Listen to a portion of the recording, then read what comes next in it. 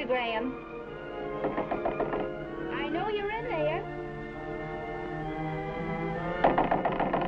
I'll use my pass key.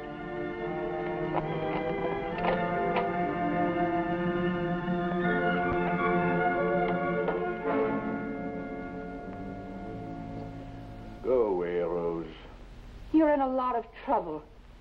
Someone just phoned saying that detective was on his way over. You're liable to be arrested on suspicion of murder. I know. What did you do to your wife, Geraldine, Mr. Graham? Where is she?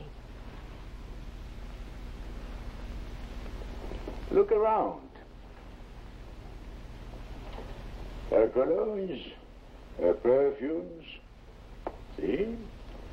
All her clothes. Her magazines. Even her cigarette. But where is she? In this room, where she always is. Oh, now, Mr. Graham. Where do you think she is, Rose? Well, you've got me. I'm on a merry-go-round. I don't know what to think. You seemed like such an ideal couple. When I'd see you and your wife together... What was that you said? When was the last time you saw Geraldine? Well, I've been trying to remember. About a month ago. A month ago, eh? A month ago. You'll stop laughing when they arrest you for murder. Oh, come now. How could I have killed my Geraldine? Then where is she? Where she always was. Yeah. What are you talking about? That's true. She's an idea, nothing more. She's my idea. I'm not crazy, Rose. My reasons for creating Geraldine were most sensible, I assure you. It was the only way I could finally make something of my life. You see, I had always been lonely, and I had settled long ago for being a failure.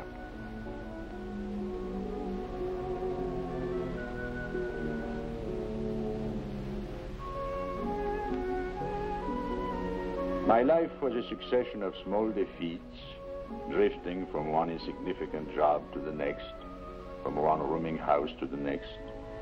And nothing was going to change this late in the game. I answered the advertisement as a joke. It was a very wonderful position.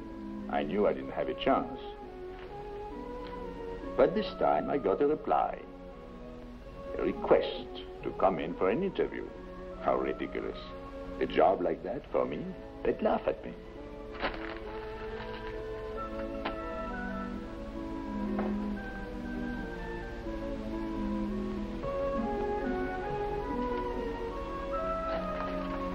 But I suppose hope is the last thing to die in a man.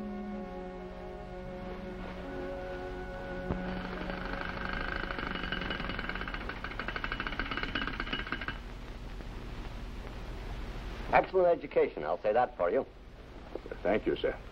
I was a real dummy in school, but I appreciate brains.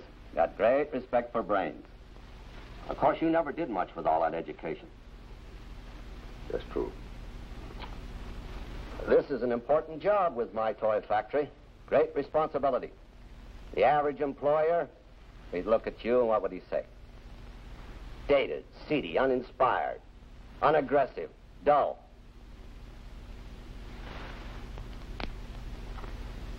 I suppose so.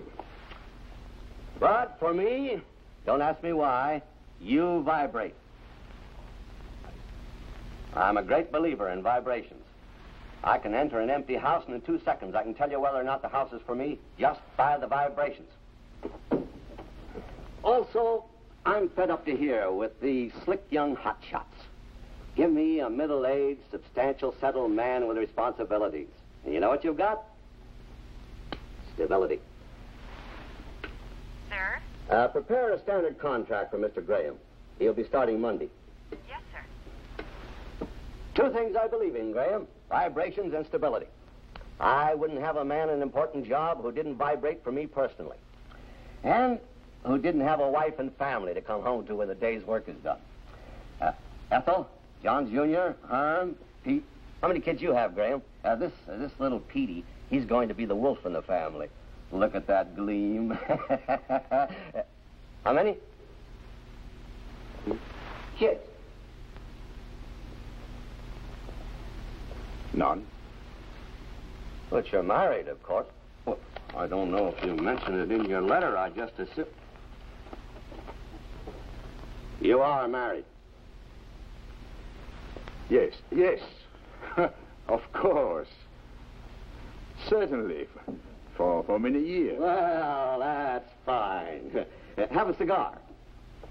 Thank you. That's how it started.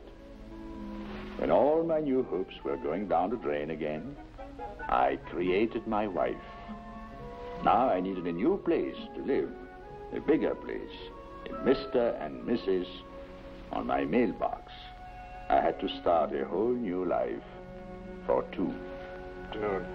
I saw your ad in the paper about a bungalow. I'd like to see it. Oh, just you? No, my wife and I. She couldn't come. She works at irregular hours. Research work, you know. You probably won't see much of her. Around here, we don't have time to watch the tenants. Too many beds to make and floors to vacuum. This is it, Bungalow C. Nice.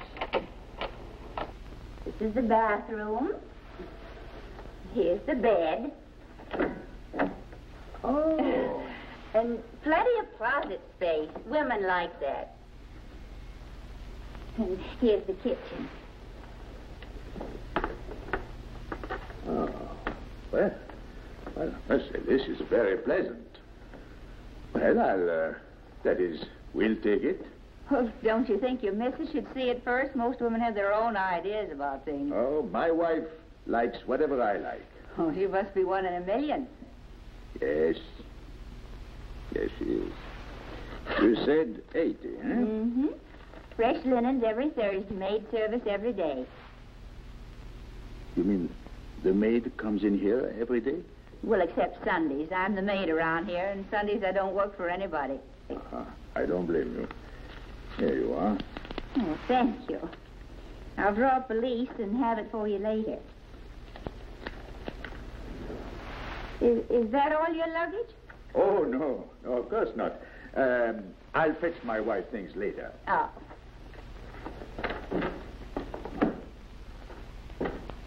May I help you? Well, I'll take these. They're for my wife. All of them? Yes, it's her birthday. This is size 16, size 9, size 32. But you must have one of those new adjustable models. Oh. Well, I must say I don't know much about shopping. You men are such frauds. What do you mean? Well, you're so high and mighty until you enter a woman's shop, and then you just shrink into nothing.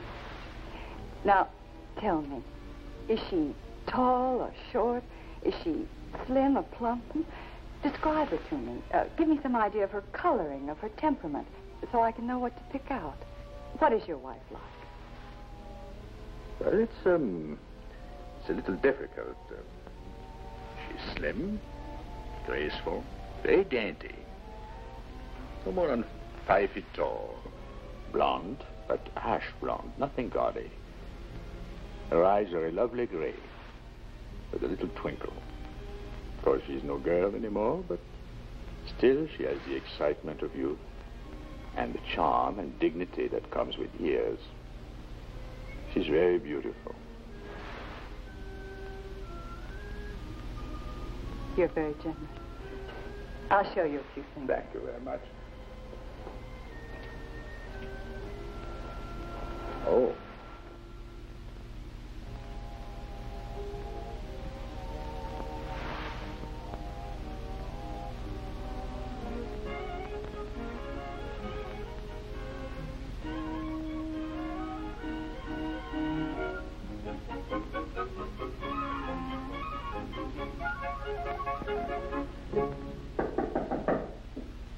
Yes? This is Rose Barton, the manager with the lease. One moment.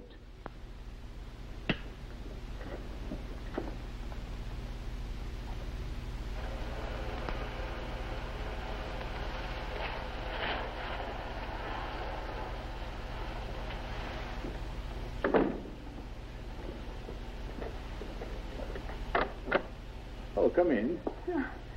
Thank you. I'd like to get all the paperwork out of the way. Of course.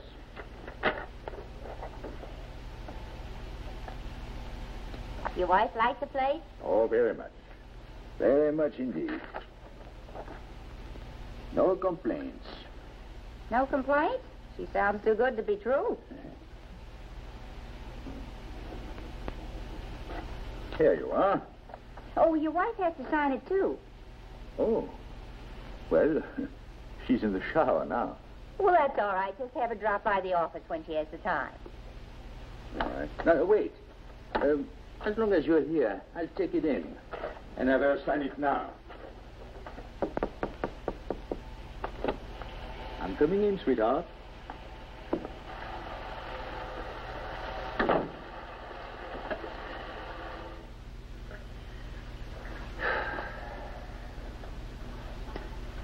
Now, what should I put?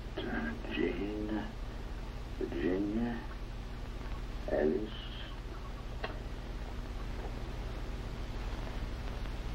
Well, Geraldine.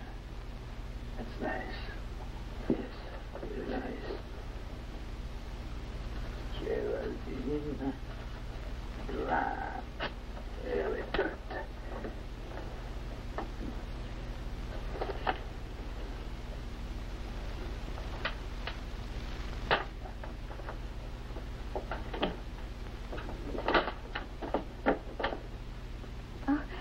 I was admiring her clothes.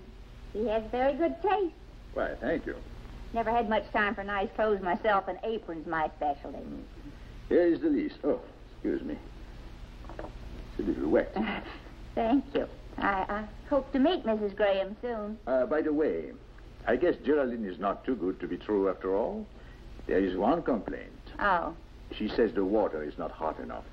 Spoke too soon, huh? All right, I'll check the heater.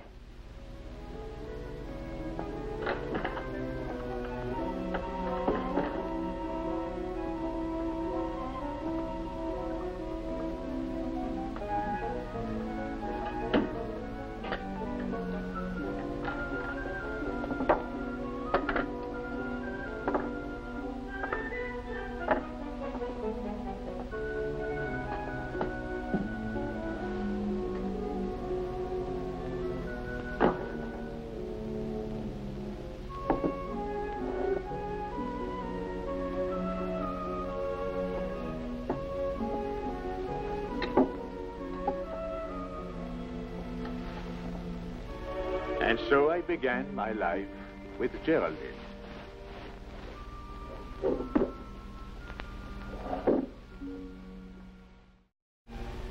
You say Geraldine doesn't exist, but the mailman brings her magazines, letters. I subscribe to the magazines. I write the letters.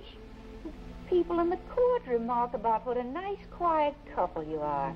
Never any fights, never any noisy parties. I used to hear you talk to her. Yes, to an empty room. And yet, there were times where I could have sworn that she... What? Nothing. Well, what about the people where you work? Oh, they believe in Geraldine completely. I was always sending my secretary out for little gifts for her. Every morning, there was a fresh flower in my lapel, placed there by Geraldine. I had to make them believe, especially Mr. Martin. My job depended on it. But I must admit that keeping her alive became an extremely exciting game. Of course, there was a certain element of risk. The other day, I was almost caught. I was in my office. Lunchtime. Oh? Has my secretary gone? Sure. Oh, I told her to put a call in to my wife. Well, do you mind waiting just a second? I'll make it short. I'm starved. I won't be long. The time is 12:50. Hello, my darling. Exact. I've been meaning to call you all morning, sweetheart, but this is the first chance I've had. Of course I do. The time is I hope you fell asleep again after I left. 52. You were so tired last night. Yes. And your face Looked so lovely this morning on the pillow. The time is 12:52. Well, see you tonight, sweetheart. 20 seconds. What are you doing?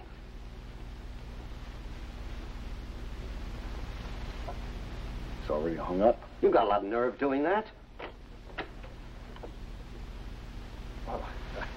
I was just going to call you to tell you to step on it. You say, remember, I said I was starved. What did you hear? Nothing. You'd already hung up. Why did you do that?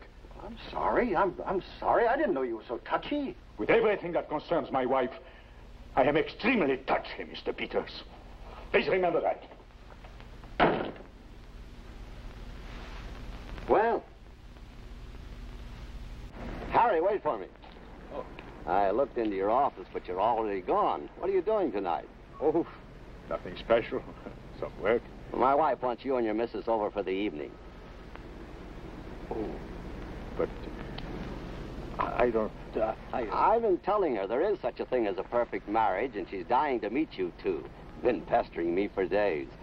She's a bug on the Ouija board. Wants to do a reading on Mrs. Graham. Well, look, yeah. Well, she telephoned just a few minutes ago, and I'm instructed to insist. Let's say around 9. See you then. Oh, Mr. Martin, wait. I am terribly sorry. I don't know where my mind is. I guess I'm so worried about Geraldine. Why, we couldn't possibly come tonight. She has been quite ill with the flu for the last week. Oh, I'm sorry to hear that. Yes, and the doctor says she'll have to stay in bed for a few days longer.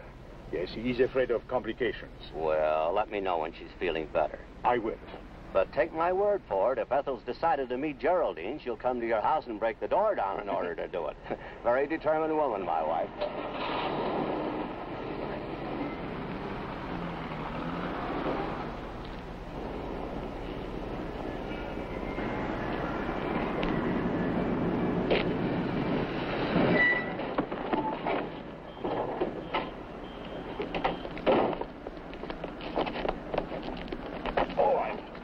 I'm terribly sorry.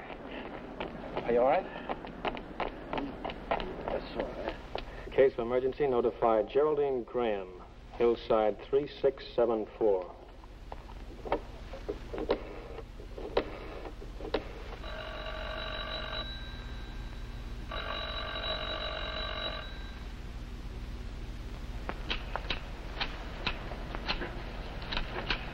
Good afternoon. Good afternoon. The phone's been ringing night and day at the Graham bungalow. There it goes again. Yes. I don't know how many times it woke me and the mister up last night. You'd better do something about it. I guess I will.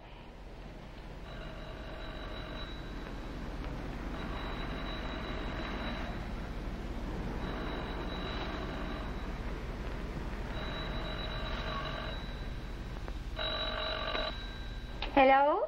Mrs. Graham, please. Oh, she's not in just now. Is there a message? Oh, this is General Hospital. Her husband's been in an accident. Is he hurt bad? Oh, no, not seriously at all. It's just a slight concussion. He'll be getting discharged today or tomorrow. But he was unconscious last night, and we've been trying to reach his wife. Well, I'll leave a note for her to call the hospital the second she comes in. Fine. And please tell Mr. Graham that I sent my best wishes. This is Rose Barton. All right, I will.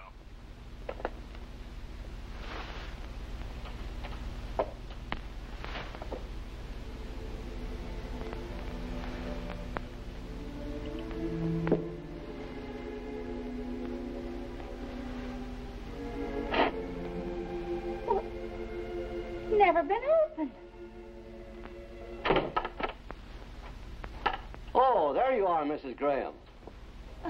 I'm not Mrs. Graham. I'm the manager. Oh. Well, when I called the hospital, they said they hadn't been able to reach Mrs. Graham. I got worried, her being so sick. Is she okay now? Well, I didn't know she was sick. Well, Harry said she'd been in bed for a week. Has to stay there. Look, I don't understand. then it's unanimous. Neither do I. Well, when's the last time you saw Mrs. Graham? Well, just last... Why, no, I haven't seen her for weeks. Oh, Mrs. Haynes, Yes? When's the last time you saw Mrs. Graham? Is anything wrong? We don't know. Well, I saw her. Well, I haven't seen her in a month. Something is wrong. That's why the telephone was ringing all night. I just know something is wrong. Oh, maybe she just went out of town for a day or two. He said she'd been in bed for a week. Well, all her clothes are still here, and their suitcases. So she hasn't gone out of town. He's killed her. Nonsense. It's true. He's killed her and hidden the body. Oh, shut up. Then where is she? Where is she?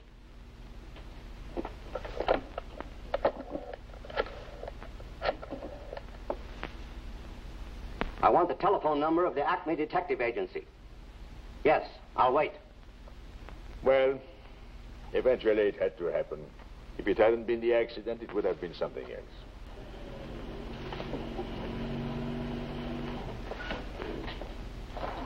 This must be the detective. Oh, what am I going to tell him? The truth. What else can you tell him? The truth. But you think he will believe me? And even if he does, what would it mean to my plans? Everything down the drain.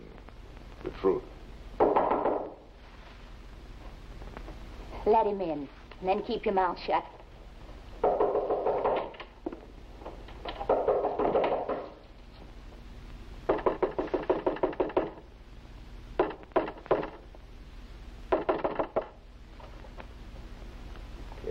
Mr. Graham?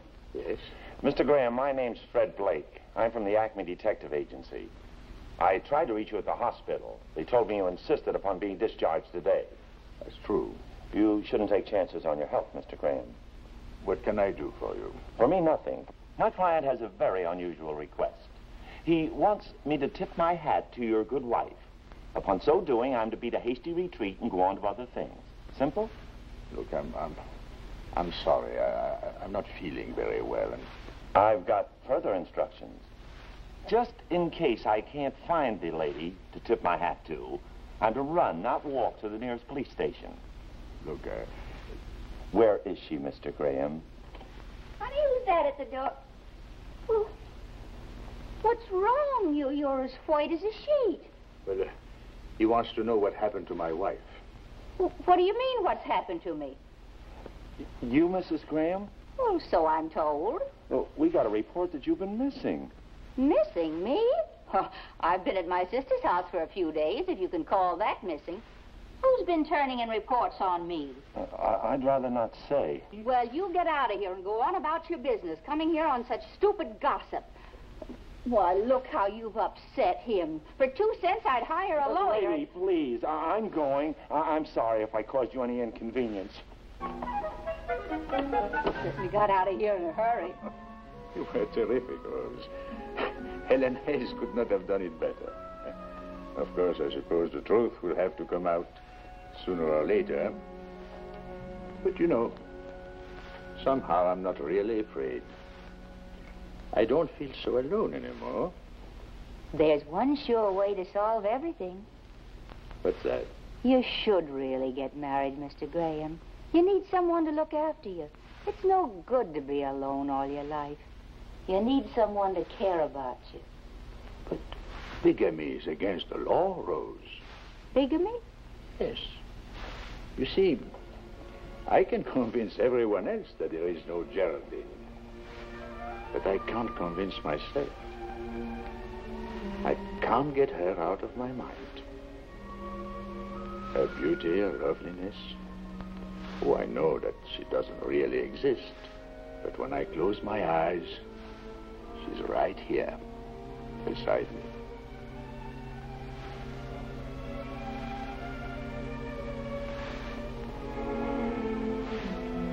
How could I ever possibly give up my wife, Geraldine?